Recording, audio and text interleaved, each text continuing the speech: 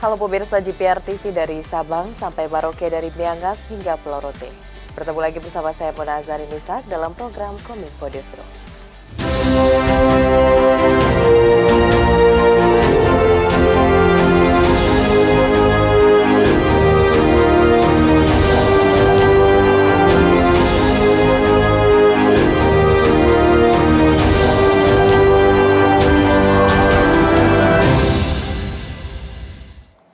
Pemirsa, kita ke informasi pertama terkait dengan adanya gangguan pada LRT Jabodebek yang baru 4 hari beroperasi. Presiden Joko Widodo mengajak masyarakat Indonesia untuk tidak melakukan pembulian terhadap produk dalam negeri. Presiden mengajak untuk terus mendukung dan menggunakan produk buatan anak bangsa. Kereta LRT produk anak bangsa yang 100% pembuatan dan produknya menggunakan buatan dalam negeri. Setelah resmi beroperasi pada 28 Agustus 2023, LRT mengalami kendala gangguan operasional berupa keterlambatan keberangkatan dan AC yang mati di salah satu gerbong. Gangguan ini kemudian dikeluhkan masyarakat yang menggunakan LRT. Menanggapi hal itu, Presiden Joko Widodo meminta masyarakat untuk tidak merundung produk dalam negeri. Presiden menyebut LRT adalah kali pertama Indonesia memiliki kereta tanpa Mercedes, sehingga segala kekurangan yang terjadi akan menjadi evaluasi Inka dan juga KAI. Presiden lalu mengajak masyarakat untuk lebih mendukung produk-produk yang dihasilkan anak bangsa. Transportasi publik di negara lain disebut Presiden juga membutuhkan waktu yang lama untuk sempurna dalam pengoperasian dan melayani masyarakat. Karenanya, Presiden berharap masyarakat selalu mendukung produk dalam negeri seperti LRT dengan menggunakan moda transportasi tersebut. Jangan membuli produk kita sendiri. Siapa lagi yang mau bangga kalau nggak kita sebagai pemakai? Iya enggak? Bahwa kadang ada macetnya, ya perbaiki. Bahwa ada kekurangan desain, perbaiki. Memang harus seperti itu. Di Jepang buat mobil langsung juga bagus seperti sekarang ini. Berpuluh tahun. Shinkansen juga berpuluh tahun. TGV juga sama, seperti itu. Saya ngerti karena saya datang ke mereka untuk mengetahui tahapan-tahapan seperti apa. Kalau kita nggak berani memulai dan setiap ada kekurangan kita langsung bully, orangnya kan nggak berani mencoba membuat sesuatu. Pemirsa, kualitas udara di wilayah Provinsi DKI Jakarta dan sekitarnya saat ini menjadi gangguan bagi kesehatan masyarakat sehingga perlu dilakukan upaya percepatan pengendalian emisi gas buang. Terkait hal tersebut, Kemenperin terbitkan aturan surat edaran Menteri Perindustrian nomor 2 tahun 2023 tentang pelaporan pengendalian emisi gas buang sektor industri di wilayah provinsi daerah khusus Ibu Kota Jakarta, Provinsi Jawa Barat, dan Provinsi Banten.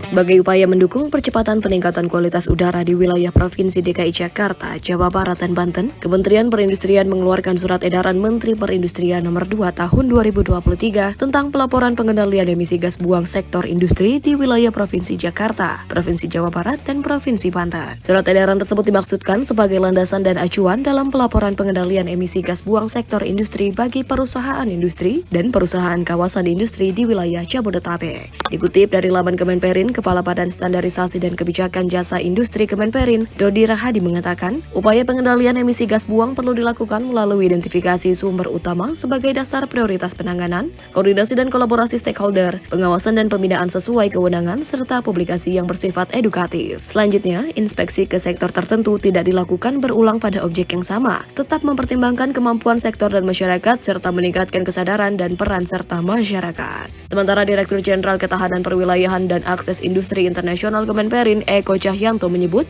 ruang lingkup surat edaran Menperin meliputi kewajiban perusahaan industri dan perusahaan kawasan industri untuk menyerapkan industri hijau dan menyampaikan laporan melalui portal Sistem Informasi Industri Nasional serta mekanisme verifikasi pelaporan. Perusahaan industri dan perusahaan kawasan industri di wilayah DKI Jakarta, Jawa Barat, dan Banten yang dalam proses pembangkitan energi, proses produksi, dan limbahnya mengeluarkan emisi gas buang dan atau gangguan ke udara ambien wajib untuk melaksanakan pengendalian emisi gas buang, menjamin pemenuhan parameter emisi gas buang dan udara sesuai dengan ketentuan peraturan perundang-undangan, dan melaporkan pengendalian emisi gas buang secara berkala.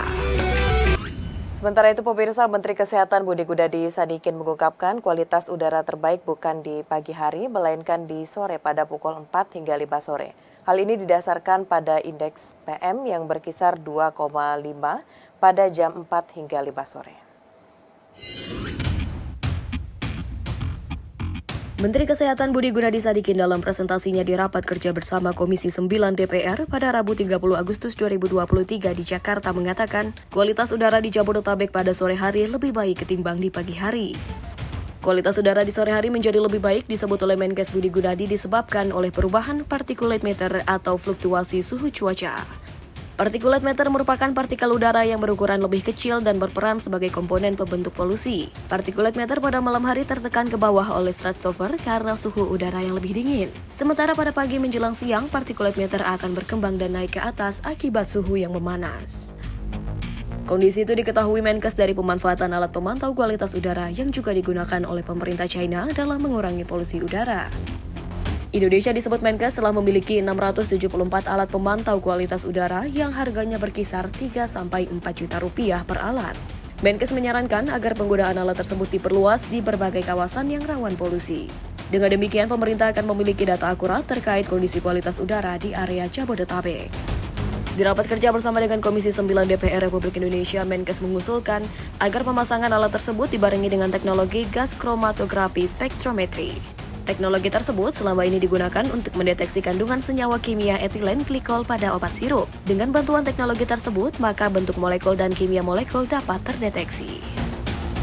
Nah, Kemenkes punya dan alatnya sebenarnya nggak mahal. Untuk berat molekul pakai gas kromatografi mass spectrometry, ini yang dipakai buat GGPA ini, itu ya.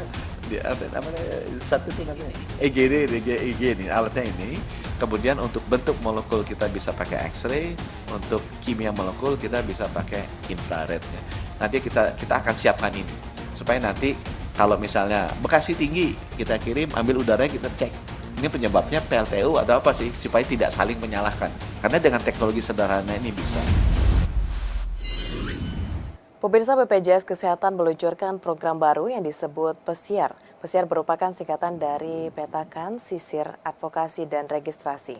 Program ini melibatkan partisipasi aktif masyarakat dalam meningkatkan jaminan kesehatan sosial untuk mencapai rencana pembangunan jangka menengah nasional tahun 2024.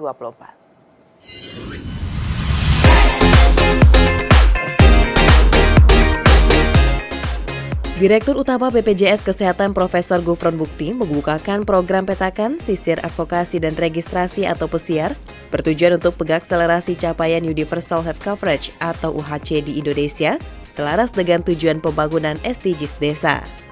UHC merupakan sistem penjaminan kesehatan yang memastikan setiap warga dalam populasi memiliki akses yang adil terhadap pelayanan kesehatan. Pembangunan SDGs yang dimaksud berupa Desa Peduli Kesehatan yang kini memiliki 15 program prioritas. Salah satunya BPJS Kesehatan mencapai 100% cakupan penduduk desa sebagai peserta jaminan kesehatan nasional. Gufron mengatakan program Pesiar dihadirkan untuk mengakselerasi rekrutmen peserta dan meningkatkan keterlibatan aktif dalam JKN melalui keterlibatan perangkat daerah setempat untuk mencapai target minimal 98% penduduk sesuai RPJMN 2024. Selaras dengan instruksi Presiden nomor 1 tahun 2022 tentang optimalisasi pelaksanaan program JKN, BPJS Kesehatan telah bersinergi dengan Kemenko PMK, Kementerian Desa dan PDTT, dan Kementerian Dalam Negeri untuk memperluas dan meningkatkan partisipasi peserta JKN hingga di tingkat desa dan kelurahan melalui kegiatan Pesiar. Program ini kita inginkan agar bisa mensisir dan sehingga kepesertaan bisa 100% tadi. Bersama, mari kita berkolaborasi bersinergi untuk implementasi program Pesiar di seluruh Indonesia yang akan berdampak positif terhadap pencapaian UHC, di mana tahun 2024 di RPJMN telah ditetapkan paling tidak 98% untuk kita capai. Dalam kesempatan tersebut, Menteri Desa Pembangunan Daerah Tertinggal dan Transmigrasi Abdul Halim Iskandar menjelaskan anggaran negara telah mengalami peningkatan 20% dan diperuntukkan untuk masalah kesehatan agar memberikan dampak positif bagi program JKN.